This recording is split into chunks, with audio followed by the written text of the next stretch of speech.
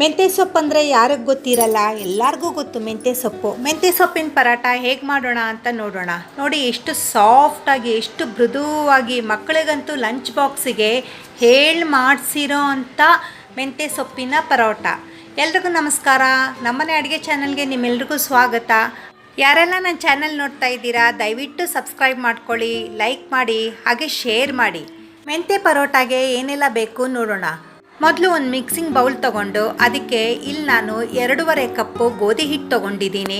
ಹಾಗೆ 2 ಸ್ಪೂನು ಕಡಲೆ ಹಿಟ್ಟು ತೊಗೊಂಡಿದ್ದೀನಿ. ಅರ್ಧ ಸ್ಪೂನು ಅರಿಶಿನ, ರುಚಿಗೆ ತಕ್ಕಷ್ಟು ಉಪ್ಪು, 1 ಕಪ್ಪು ಮೆಂತ್ಯ ಸೊಪ್ಪು ಇಲ್ಲಿ ನಾನು ತೊಳೆದು ಕ್ಲೀನ್ ಮಾಡಿಕೊಂಡು ಸಣ್ಣದಾಗಿ ಹೆಚ್ಕೊಂಡಿದ್ದೀನಿ. ಆಮೇಲೆ ಒಂದು ಮಿಕ್ಸಿ ಜಾರ್ ತೊಗೊಂಡು ಅದಕ್ಕೆ 1 ಇಂಚಷ್ಟು ಶುಂಠಿ, 4 ಹಸಿಮೆಣಸಿನ್ಕಾಯಿ, ಒಂದು ಅರ್ಧ ಸ್ಪೂನು ಜೀರಿಗೆ ಡ್ರೈ ಆಗಿ ಗ್ರೈಂಡ್ ಮಾಡ್ಕೊಳ್ಳಿ.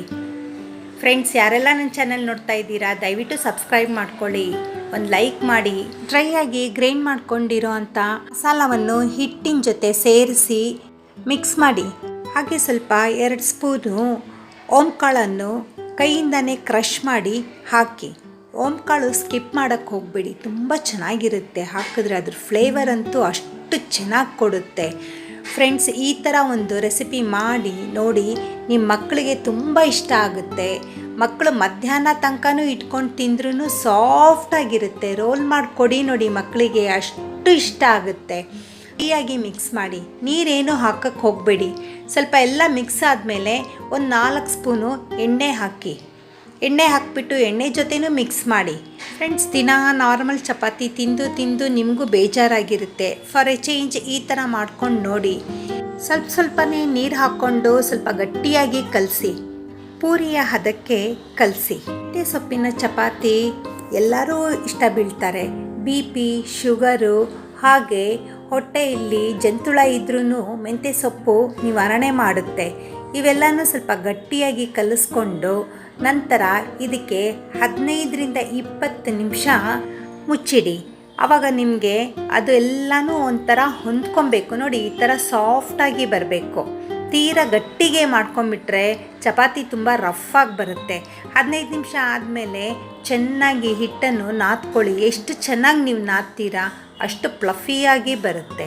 ಮತ್ತು ನೀವು ಇದಕ್ಕೆ ಒಳಗೆಲ್ಲ ಸಾಟೆ ಹಾಕೋದೇನು ಬೇಕಾಗಿಲ್ಲ. ಸುಮ್ಮನೆ ಹಸಿ ಹಿಟ್ಟು ತಗೊಂಡು ಚಪಾತಿ ಆಕಾರದಲ್ಲಿ ಲಟ್ಟಿಸಿ, ಹಾಗೆ ಒಂದು ಕಡೆ ಚಪಾತಿ ಹೆಂಚನ್ನು ಇಟ್ಟು ಅದು ಕಾಯಿಲ್ ಬಿಡಿ. ನೀವು ಲಟ್ಟಿಸ್ತಾ ಇರೋಂಗೆ ಅದೂ ಕಾಯುತ್ತೆ.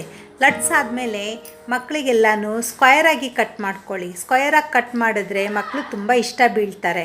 ಒಂದೊಂದು ಸತಿ ಡೈಮಂಡ್ ಶೇಪಲ್ಲೂ ಕಟ್ ಮಾಡಿ, ಇಲ್ಲ ಹಾರ್ಟ್ ಶೇಪಲ್ಲಿ ಕಟ್ ಮಾಡಿ. ಮಕ್ಕಳಿಗೆ ಅದು ಏನೋ ಡಿಫ್ರೆಂಟಾಗಿ ಅನಿಸುತ್ತೆ. ಫ್ರೆಂಡ್ಸ್, ಯಾರೆಲ್ಲ ನನ್ನ ಚಾನಲ್ ನೋಡ್ತಾ ಇದ್ದೀರಾ ದಯವಿಟ್ಟು ಸಬ್ಸ್ಕ್ರೈಬ್ ಮಾಡ್ಕೊಳ್ಳಿ, ಹಾಗೆ ಒಂದು ಲೈಕ್ ಮಾಡಿ. ರೆಡಿಯಾಗಿದೆ ನೋಡಿ, ಟೇಸ್ಟಿಯಾಗಿರೋ ಅಂಥ ಮೆಂತ್ಯ ಸೊಪ್ಪಿನ ಪರೋಟ. ಪುದೀನ ಚಟ್ನಿ ಜೊತೆನೂ ತೊಗೊಬೋದು. ಇಲ್ಲಾಂದರೆ ಮಕ್ಕಳಿಗೆ ಬೆಣ್ಣೆ ಸವರಿ ಕೊಟ್ಟರೆ ಅದಿನ ಸಾಫ್ಟಾಗಿರುತ್ತೆ ಮತ್ತು ಹೆಲ್ತಿಯಾಗೂ ಇರುತ್ತೆ. ರೆಡಿಯಾಗಿದೆ ನೋಡಿ ಮೆಂತ್ಯ ಸೊಪ್ಪಿನ ಪರೋಟ. ಎಷ್ಟು ಮೃದುವಾಗಿ, ಎಷ್ಟು ಚೆನ್ನಾಗಿರುತ್ತೆ. Thank you.